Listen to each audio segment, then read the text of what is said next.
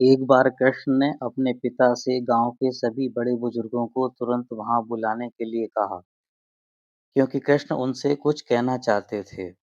गांव के बुजुर्गों के आते ही कृष्ण ने उनसे कहा, फसल अच्छी होने से लोगों को धन और समृद्धि प्राप्त होती है। अच्छी फसल लोगों के परिश्रम का परिणाम है, न कि वर्षा का। इसलिए हमें इंद्र भगवान की पूजा छोड़कर गोवर्धन पर्वत की पूजा करनी चाहिए। पर्वत ही बादलों को रोककर हमें वर्षा देता है। उसी से गांव वालों और मवेशियों की रक्षा होती है। गांव वालों को कृष्ण की बात समझ में आ गई, अतः उन्होंने गोवर्धन पर्वत की पूजा करने का निश्चय किया। सभी लोग पर्वत के पास एकत्रित हुए और घी, दूध और दही से सबने पूजा करी।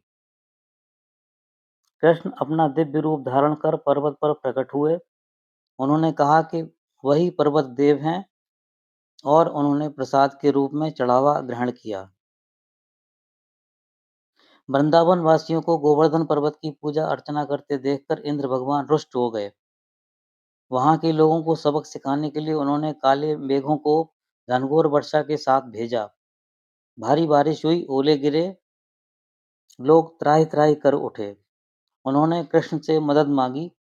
कृष्ण ने अपनी छोटी उंगली पर गोवर्धन पर्वत को उठा लिया। सभी लोगों ने अपने मवेशियों के साथ पर्वत के नीचे आकर शरण ली। 7 दिनों तक लगातार भयंकर बारिश होती रही। इस पूरे समय कृष्ण बिना हिले डुले पर्वत को उठाए खड़े रहे। पर्वत उठाए कृष्ण को देखकर इंद्र को विश्वास हुआ कि अवश्य ही कृष्ण ही भगवान विष्णु हैं। इंद्र का घमंड चूर हो गया। अंततः बारिश रुकी, लोग अपने अपने घरों को लौटे और कृष्ण ने पर्वत को नीचे रखा। कृष्ण की शक्ति देखकर वृंदावनवासी अचंभित थे। उन्होंने नंद से जाकर कहा कि उनका पुत्र अवश्य ही ईश्वर है।